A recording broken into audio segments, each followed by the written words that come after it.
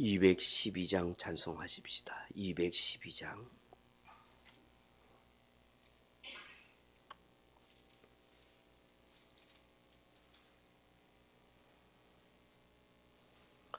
겸손히 주를 섬길 때 괴로운 일이 많으나 구주여 내게 힘주사 잘 감당하게 하소서. 인자말을 가지고 사람을 감화시키며 갈 길을 잃은 무리를 잘 인도하게 하소서. 구주의 귀한 인내를 깨달아 알게 하시고 굳건한 믿음 주셔서 늘 승리하게 하소서. 장래의 영광 비추사 소망이 되게 하시며 구주와 함께 살면서 참 평강 얻게 하소서. 아멘. 하나님 말씀 로마서 9장 13절로 18절 말씀 같이 읽겠습니다. 14절로 18절 말씀 같이 읽겠습니다. 그런즉 우리가 무슨 말을 하리요? 하나님께 불의가 있느냐? 그럴 수 없느니라. 모세에게 이르시되 내가 긍휼히 여길 자를 긍휼히 여기고 불쌍히 여길 자를 불쌍히 여기리라 하셨으니 그런즉 원하는 자로 말미암음도 아니요 다른 박질하는 자로 말미암음도 아니요 오직 긍휼히 여기시는 하나님으로 말미암음이니라. 성경이 바로에게 이르시되 내가 이 일을 위하여 너를 세웠으니 곧 너로 말미암아 내 능력을 보이고 내 이름이 온 땅에 전파되게 하려 함이라 하셨으니 그런즉 하나님께서 하고자 하시는 자를 긍휼히 여기시고 하고자 하시는 자를 완악하게 하시느니라. 아멘. 사랑하는 성도 여러분, 우리가 신앙생활을 하면서 늘 겪게 되고 갈등으로 가지게 되는 것이 하나님의 주권과 인간의 의지 때문입니다.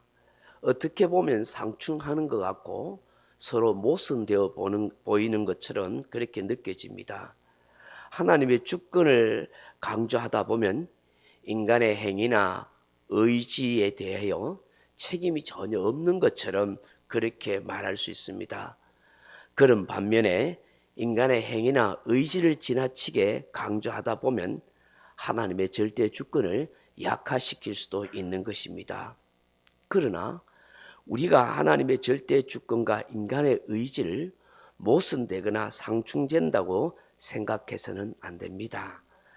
하나님께서 절대 주권에 의해서 모든 인간의 역사를 주관해 가시고 또 주장해 가시기도 하지만 인간의 행위나 의지를 결코 배제하지는 않는다는 사실입니다. 인간의 모든 행위나 의지에 대하여 하나님께서 판단하시고 역사해 가시는 것입니다. 다만 우리 인간은 하나님의 그 뜻과 의지를 잘 모를 뿐인 것입니다. 예를 들어서 이스라엘의 선지자 요나를 한번 생각해 보십시오. 하나님께서 어느 날 큰 성 니느웨에 가서 하나님의 심판을 외치라고 합니다. 이들의 악독이 하늘에 상달할 정도였다. 그렇게 말씀합니다. 요나 선지자를 하여금 하나님의 심판을 그 성에 외치도록 하는 것이죠. 그러나 요나는 하나님의 명령을 거부하지요. 그 이유인즉 첫째로는 니느웨는 하나님의 택한 백성 이스라엘이 아닙니다. 둘째로는 이스라엘을 괴롭히는 적대국입니다. 그래서 망해야 된다는 편견과 원한이 있습니다. 셋째로 하나님께서 심판하실 작정이라면 굳이 내가 힘들게 가서 심판을 외칠 까닭이 어디 있느냐 하는 것이죠. 괜시리 낯선 나라에 가서 하나님의 심판을 외치다가 망신을 당하거나 자신의 목숨이 위태로워지거나 혹은 잘못될 수 있다라고 그렇게 생각한 것이죠.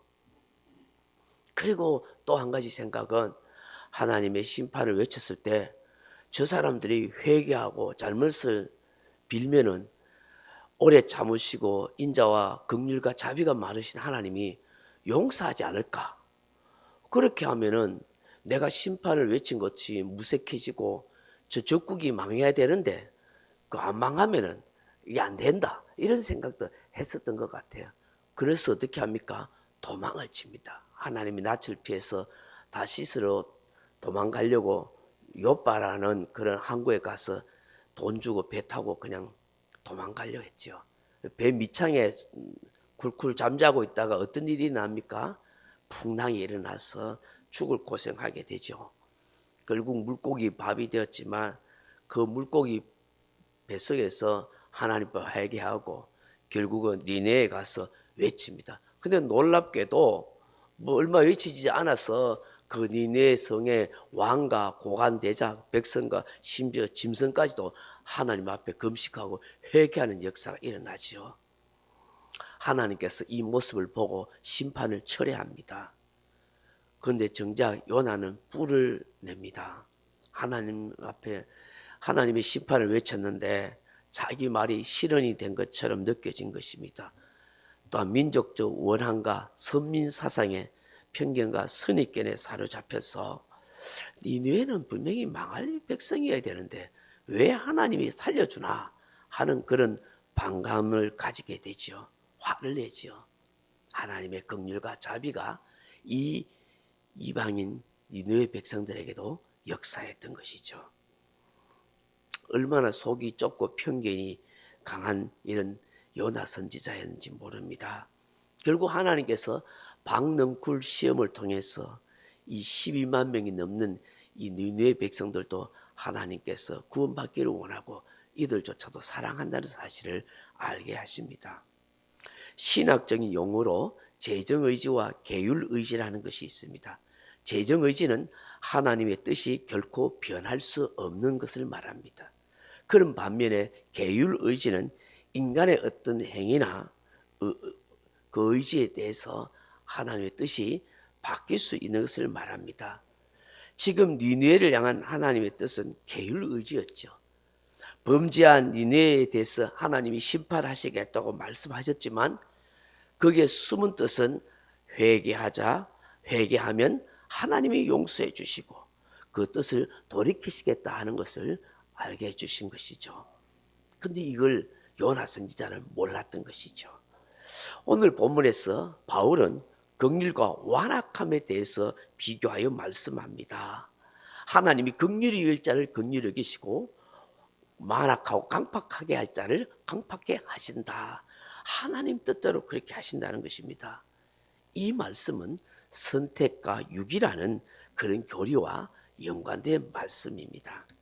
선택이란 어떤 특정한 사람들로 하여금 하나님의 영광을 위하여 살며 영원한 구원을 소유하게 하기 위해서 그리스도 안에서 특별 은총으로 그렇게 택한 하나님의 영원한 뜻, 영원한 작정입니다. 그런 반면에 유기란 어떤 특정한 사람들을 하나님의 특별한 은총의 수혜에서 제외시키며 그들의 죄에 대하여 영원한 형벌에 들어가게 하시는 하나님의 영원한 작정인 것입니다. 하나님의 자비와 긍휼은 인간의 의지나 행위에 대한 보상으로 주어지는 것 아닙니다. 오늘 본문에서도 보시면은 16절에 보십시오. 원하는 자로 말미암음도 아니요 다른 박질하는 자로 말미암음도 아니다. 그렇게 말씀합니다. 내가 하나님의 긍휼을 받고 싶다고 간절히 원한다고 긍휼을 받는 것도 아니고 내가 열심히 노력하고 애를 쓴다 해서 하나님의 긍휼을 얻을 수 있는 거 아니라 그와 상관없이 하나님의 절대 주권에 의해서 긍휼히 여길 자를 하나님 긍휼히 여기신다는 거예요. 또한 반대로 17절 보면 성경이 바로에게 이르시되 내가 이 일을 위하여 너를 세웠으니 곧 너로 말미암아 내 영역을 보이고 내 이름이 온 땅에 전파되게 하려 함이라 하셨으니 그런즉 하나님께서 하고자 하시는 자를 긍휼히 여기시고 하고자 하시는 자를 완악하게 하시느니라. 아멘. 하나님이 애굽의 바로 왕을 세웠다. 하나님이 주권, 절대 주권이니까 자기가 뭐 권력이 많아서 힘이 있어서 왕이 된 줄로 아는데 하나님이 세웠는데 이 바로를 통해서 하나님의 능력을 보여주려. 어떤 능력을 나타났습니까? 10가지 재앙이 나타났잖아요. 이 바로가 마음이 완악해가지고 모세의 명령을 계속 거부하잖아요. 이스라엘 백성들을 놔주라. 그 가나안 땅으로 가도록 놔주라고 그렇게 했는데도 이 마음이 완악해서 그 재앙을 보고도 처음에는 두려워했다가 나중에 어떻게 해요? 또 욕심이 생겨가지고 계속해서 거부하잖아요. 그 일을 통해서 하나님의 능력을 보여줬다는 것이죠. 그래서 하나님이 긍휼히 여길 자를 긍휼히 여기시고 완악하게 할 자를 완악하게 하신다 하는 것이죠. 하나님의 목적과 하나님의 뜻을 위해서 어떤 사람을 긍휼히 여기시고 또 어떤 사람은 완악하게 하실 때도 있다는 것을 성경은 말씀하는 것입니다. 사도 바울은 이 유기된 인물의 대표적인 예로 바로 이 바로라는 사람을 말씀하고 있는 것이죠. 근데 여러분 생각해 보시면 하나님이 긍휼히 여길 자를 긍휼히 여기시고 완악하게 할 자를 완악하게 하시는 거 보니까 인간은 아무런 책임이 없네. 응? 하나님이 마음을 악하게 만들어버리고 하나님께 마음이 어떤 사람 마음을 착하게 만들어버리니까 나는 로봇이나 나는 아무런 책임이 없는 인형 같은 존재네? 라고 생각하면 안 된다는 것입니다. 이 말씀의 의미는 뭐냐면 인간이 바로가 완악해지고 자기의 욕심과 탐욕에 따라서 마음이 강팍하고 완악되어지는 것을 하나님이 유기하고 방치하셨다 하는 것을 알아야 되는 것입니다. 다시 말하면 스스로 악을 행하고 악의 도구가 되어 있는 그 바로를 내버려 두시고 유기했다는 것입니다. 그래서 완악하게 하셨다 하는 표현이 하나님이 그 마음을 완악하게 만들어 버렸다는 게 아니라 이 스스로가 자기 욕심에 따라서 완악하고 강팍해지는 것을 그냥 놔뒀다는 거예요. 방치해버렸다는 것이죠. 여러분 생각해 보십시오.